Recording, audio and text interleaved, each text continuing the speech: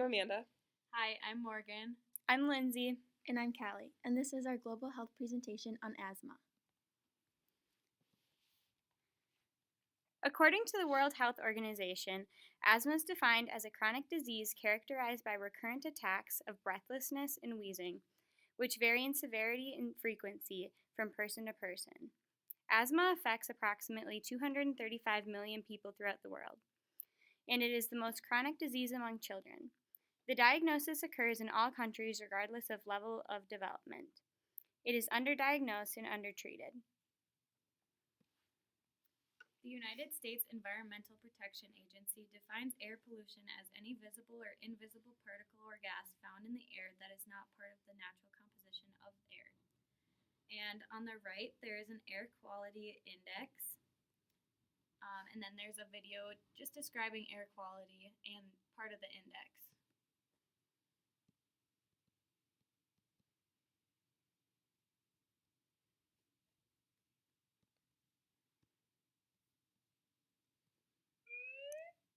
As average temperatures rise across the globe, air quality can also change. That looks like longer and stronger pollen seasons, which can trigger asthma attacks and allergies, hotter temperatures, and changing weather patterns, which can make air pollution worse by increasing the density of dangerous particles, and more frequent droughts that can lead to wildfires, which release dangerous pollutants into the air.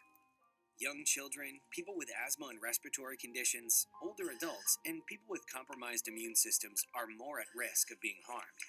Work that can help communities prepare includes collaborating with community partners to set up health-focused air quality alert systems and educating residents on how to check alerts to know when it's safe to exercise outside. Duluth epidemiologists have seen a trend of increasing asthma-related hospitalizations and ER visits in recent years. Further research has shown that higher rates are associated with certain zip codes. The zip codes 55806 and 55805 have a higher prevalence of asthma than other zip codes in Duluth.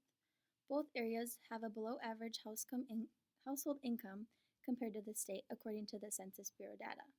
The houses in these areas are old, which often have mold, dust, mice, and cockroach droppings, and old cigarette smoke, exacerbating the asthma for people in these communities. Environmental justice and poverty play a major role in the lives of many of those affected by asthma in the Duluth area. For some, finding affordable housing is more important than considering the health risks that come with it.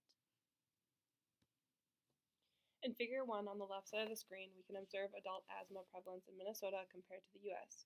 In 2010, 7.6 or 1 in 13 Minnesota adults reported that they had asthma. That translates to an estimated 302,000 Minnesota adults who currently have asthma. The prevalence of asthma among Minnesota adults is lower than the median estimate for all states. This is a map that shows the countries with the highest prevalence of clinical asthma that were in Australia, Sweden, the United Kingdom, Netherlands, and Brazil. Prevention of asthma. For primary prevention, reduction or avoidance of exposure to common risk factors, including tobacco smoke, air pollutants, and occupational risk factors, are imperative. Community teaching on healthy lifestyle choices, such as exercise, nutrition, and avoidance of airway triggers, are also important. For secondary prevention, asthma and allergy screenings. For tertiary prevention, pharmacological treatment with use of anti-inflammatory agents.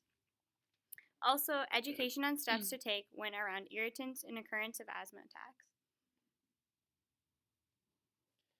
For treatment, it is important to track your symptoms of asthma, such as chest tightness, coughing, wheezing, nighttime awakenings, and how often you use quick relief inhalers and lung test readings. And these lung test readings could be peak flow, and this is done with a handheld device that measures how fast you can force the air out of your lungs, or a spirometer, which is an office test that measures how much air you can inhale and how much you exhale and how quickly that air is exhaled. For long-term medications, you can use inhaled corticosteroids, and this treats airway inflammation and is used on a daily basis. Another type of inhaler is called a quick relief inhaler or a rescue inhaler, and it contains a fast-acting medication like albuterol.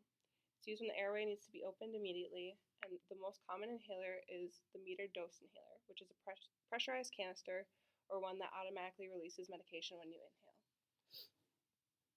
Here's a video on how to use an inhaler.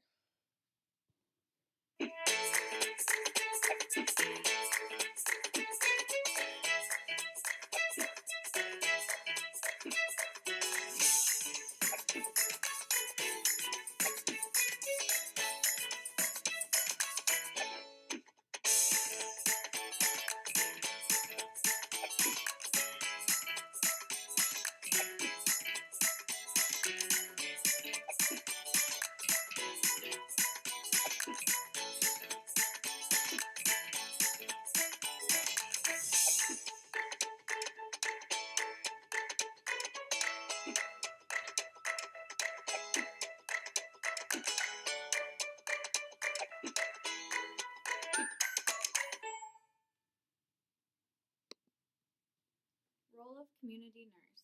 The community health nurse provides education regarding asthma. The overall aim is to improve and maintain the best possible respiratory health for all people living with respiratory conditions, irrespective of age and ethnicity. The community health nurse can also connect patients to resources to help manage their condition. They can offer one-to-one education, advice, and support. St. Louis County has a grant to fund materials needed for clients' homes, such as waterproof mattresses and filtered vacuum cleaners. Minnesota communities can encourage patients to participate in effective and user-friendly asthma programs, form collaborative partnerships with community organizations to support and develop interventions that fill gaps in needed services, organize internal and community organizations to provide ongoing asthma self-management support to patients and families, and advocate for policies that improve patient care and asthma-friendly community environments such as no smoking policies.